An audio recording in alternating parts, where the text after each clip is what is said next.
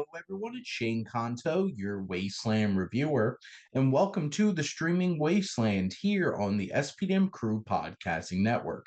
And this is my weekly show where each Friday I take a look at three different streaming services and offer one recommendation of a previously released film off of each.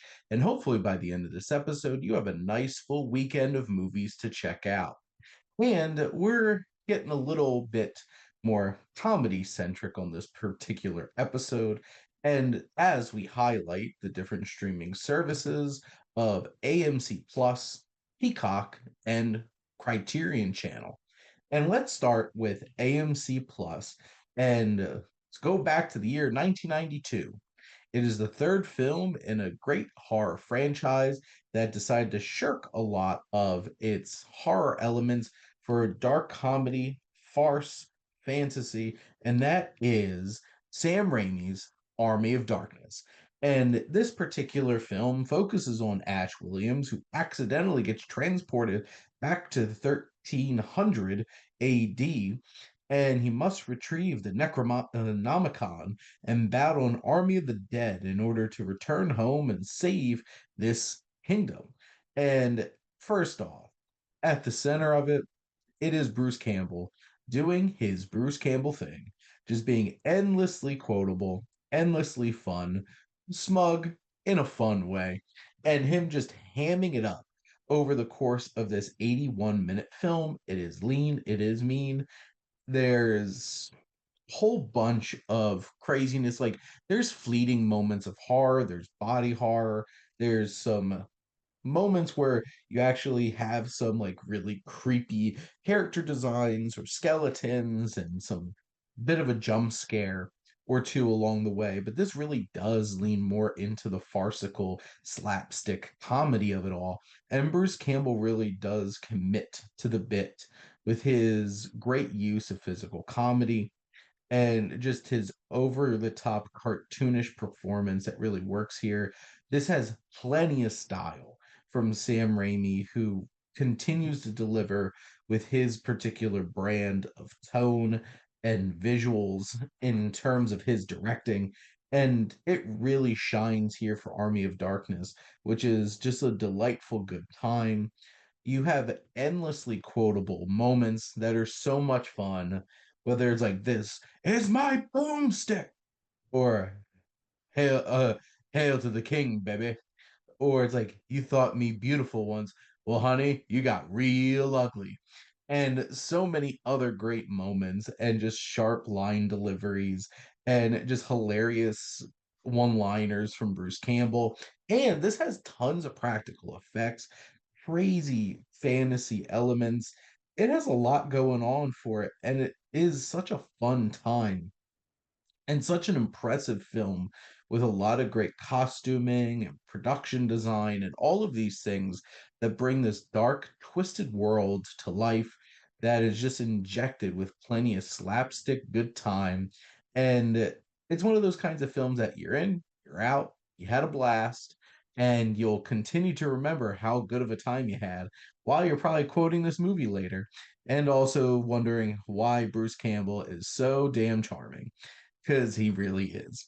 And this just up until Ash versus Evil Dead, this was like the last bit of Evil Dead we got with Ash and Bruce Campbell. And it is such a fun, silly, good time. It's so very different than the first two Evil Dead movies, but that's okay because it's still a blast anyway. Next up, we're going to be heading over to, like I said, Peacock, and we are turning the clock back another 10 years, back to 1982, and this is the teen coming of age comedy Fast Times at Ridgemont High. And this is an iconic film at this point in terms of coming of age stories. You have director Amy Heckerling, who really put her name on the map with this and then later with Clueless, really understanding that teen experience. And Fast Times at Ridgemont High has a lot of really talented performers well before they became big. You have, Sean Penn as Jeff Spicoli, who's like, yeah. surfer dude who orders pizza in class, and you have a fun moment where he's like getting interviewed on the beach and stuff like that. This Southern California vibe, high school experience with all these students, it's a lot of fun. And you have like Phoebe Cates, you have the likes of Jennifer Jason Leigh and Judge Reinhold. Obviously, you have that whole fantasy moment where Judge Reinhold is doing some stuff in the bathroom while thinking about uh the character Linda. And yes, you do get some nudity in here for sure. You have the likes of even like Forrest Whitaker popping up here, Eric Stoltz, so many, like Nicolas Cage, even just very briefly popping up here, Anthony Edwards.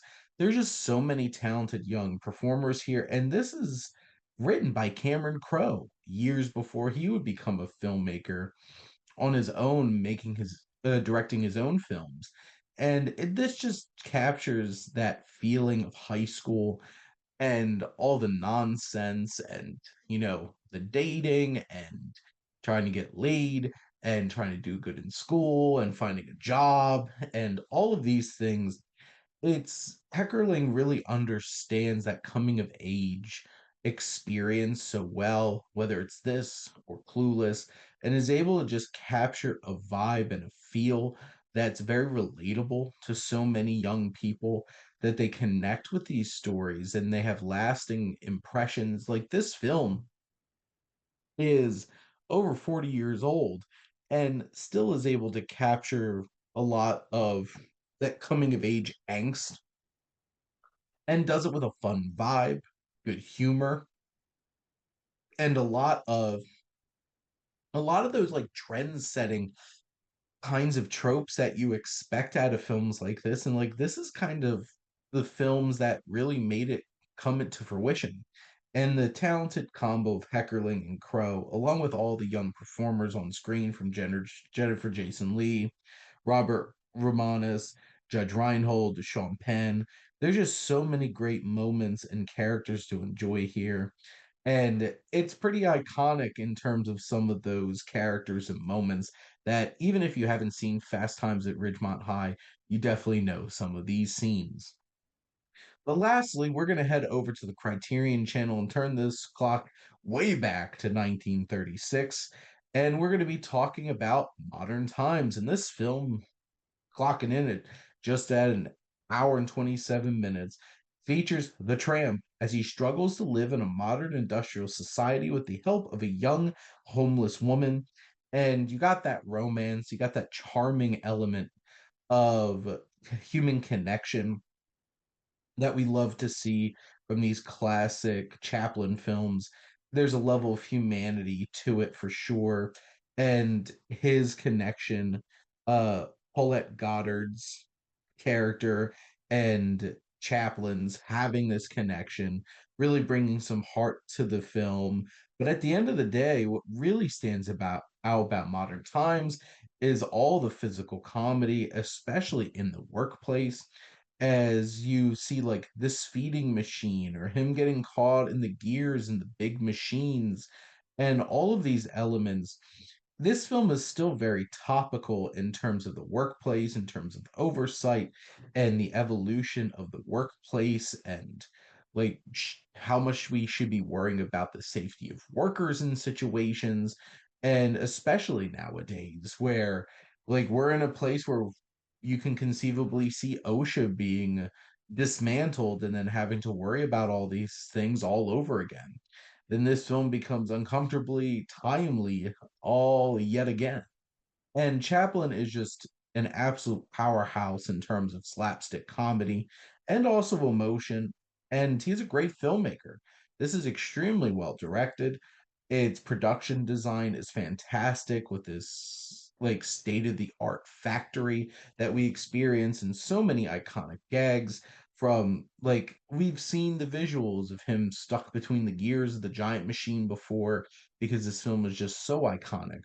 But there's heart, there's romance, there's humanity, there's satire and slapstick comedy that really lampoons the industrial workplace, and so many elements that come together to make this such a satisfying and fun experience that it's so worth turning that clock back like 90 years to go check out this insanely entertaining and endlessly connective comedy experience that's well more than just a comedy, well more than just a romance. It has so much to say about modern work and that still resonates today. But that is a wrap on the streaming wasteland. And let's just do a little bit of our recap. So over on AMC Plus, we have 1992's Army of Darkness. Over on Peacock, we have 1982's Fast Times at Ridgemont High. And lastly, over on the Criterion Channel, we have 1936's Modern Times. And thank you so much for listening. Make sure to like, comment, and share on this episode. What are some of your favorite horror comedies? What are your favorite coming of age teen comedies? And do you have a favorite Chaplin film to go back and check out? And make sure to follow or subscribe wherever you listen to your podcast. We're always looking for new members of the crew, whether you have a podcast idea or you want to guest on a show. We have so many great shows and so much great content from movies to television to sports to music to Tolkien and physical media and trivia shows and all kinds of different stuff for you. And if you like our logo, check out High Flyer Creative for all your digital marketing needs. Most importantly, thank you as always for tuning in and supporting the streaming wasteland here on the SPDM Crew Podcasting Network.